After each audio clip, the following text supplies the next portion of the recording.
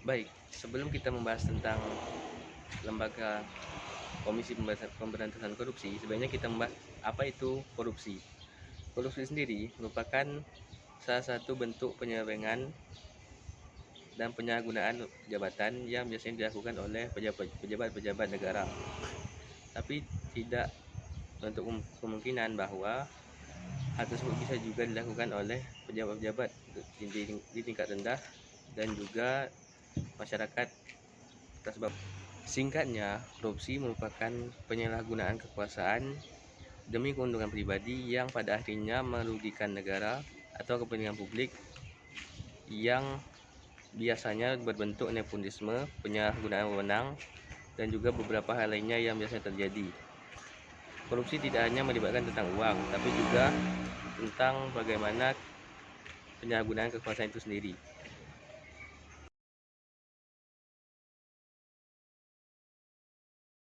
Selanjutnya, Komisi Pemberantasan Korupsi atau KPK adalah lembaga independen di Indonesia yang bertugas melawan korupsi. Berikut adalah sejarah singkat tentang lembaga KPK. Satu, awal mula, yaitu pada tahun 2002, pemerintahan Indonesia menghadapi krisis keuangan yang serius dan terungkapnya banyak kasus korupsi yang melibatkan pejabat pemerintah. Guna mengatasi masalah ini, pada 20 Desember 2002, Presiden Megawati Soekarno Putri menandatangani Undang-Undang Nomor 30 Tahun 2002 yang membentuk Komisi Pemberantasan Korupsi.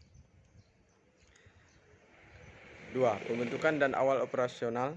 KPK didirikan secara resmi pada tanggal 24 Desember 2003 setelah Undang-Undang Nomor 30 Tahun 2002 disahkan oleh Dewan Perwakilan Rakyat atau DPR pada bulan September 2003.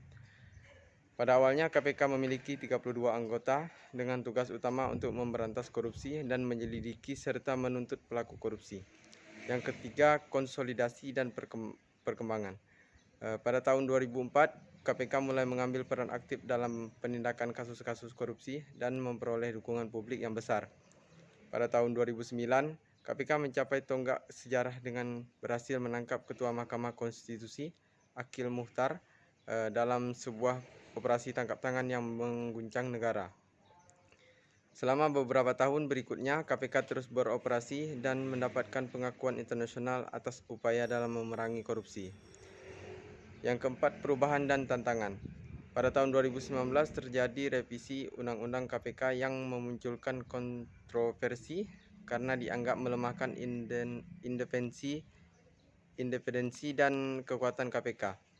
Revisi ini mengakibatkan perubahan struktural, yaitu penggantian status KPK menjadi badan hukum publik dan diawasi oleh Dewan Pengawas yang terdiri dari berbagai institusi.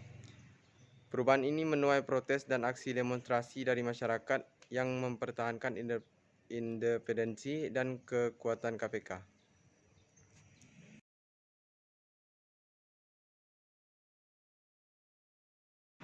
Meskipun mengalami perubahan dan tantangan, KPK tetap berperan penting dalam upaya memberantas korupsi di Indonesia. Lembaga ini telah melaksanakan penyelidikan, penuntutan, dan penindakan terhadap pelaku korupsi di berbagai sektor, termasuk politikus, pejabat pemerintah, dan penguasa. Di Indonesia terdapat beberapa kasus yang sering terjadi dan melibatkan masyarakat umum. Beberapa kasus tersebut meliputi suap dan penyuapan. Kasus suap dan penyuapan sering terjadi di berbagai sektor, termasuk dalam proses pelayanan publik seperti penerimaan pegawai negeri, perizinan, dan proyek pembangunan. Contohnya, kasus suap dalam proses penerimaan calon pegawai negeri di beberapa instansi pemerintah atau kasus suap terkait pemberian izin proyek pembangunan. Yang kedua, korupsi dana bantuan atau bansos. Kasus korupsi dana bantuan sosial yang seharusnya diperuntukkan bagi masyarakat miskin sering terjadi. Contohnya penyalahgunaan dana bantuan sosial seperti program PKH, program Keluarga Harapan, atau BLT, bantuan langsung tunai, yang disalahgunakan oleh oknum pejabat untuk keuntungan pribadi atau kelompok. Yang ketiga, korupsi dana pendidikan. Kasus korupsi dana pendidikan juga sering terjadi baik di tingkat sekolah maupun perguruan tinggi.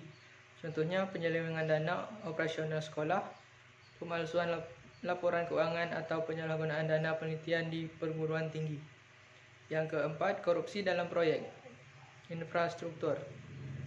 Kasus korupsi dalam proyek infrastruktur seperti jalan, jembatan atau pembangunan gedung seringkali melibatkan korupsi dalam proses pengadaan atau pemilihan kontraktor. Contohnya, markup harga proyek fiktif atau pembayaran yang tidak sesuai dengan pekerjaan yang dilakukan. Yang kelima, korupsi dalam pengadaan barang dan jasa. Kasus korupsi dalam pengadaan barang dan jasa, terutama di sektor pemerintah, juga sering terjadi. Contohnya, penyalahgunaan wewenang dalam proses lelang atau pemilihan pemenang tender, pemalsuan dokumen, dan markup harga dalam pembelian barang jasa.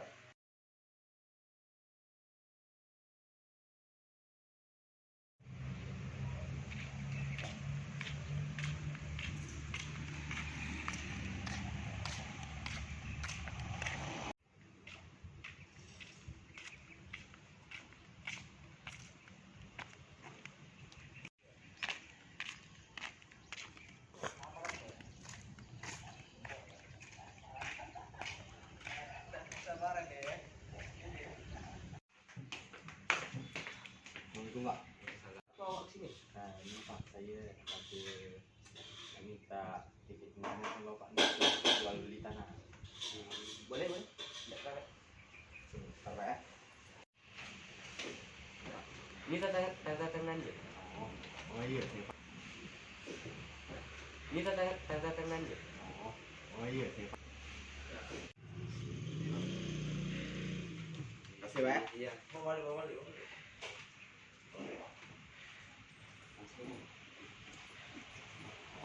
Saya jalan dulu. Kasih Pak. Iya. Assalamualaikum. Salam.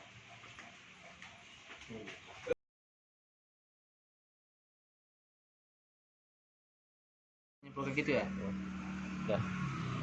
Baik, saya akan menyimpulkan korupsi adalah ketika seseorang yang berwenang menyalahgunakan kekuasaan, posisi, atau sumber daya mereka secara ilegal atau tidak sah untuk mendapatkan keuntungan pribadi atau kelompok sambil merugikan kepentingan publik atau organisasi yang seharusnya dilayani.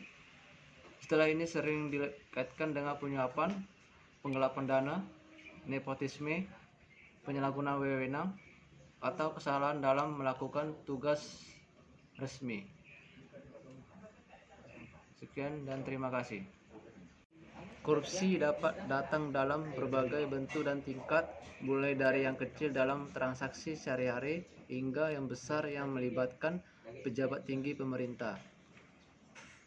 Korupsi menghambat pertumbuhan ekonomi, menurunkan kepercayaan masyarakat terhadap institusi, membuang sumber daya, dan meningkatkan ketidakadilan dan kesenjangan sosial. Untuk memerangi korupsi, sistem hukum yang kuat dan transparansi diperlukan. Sekian dan terima kasih. Udah.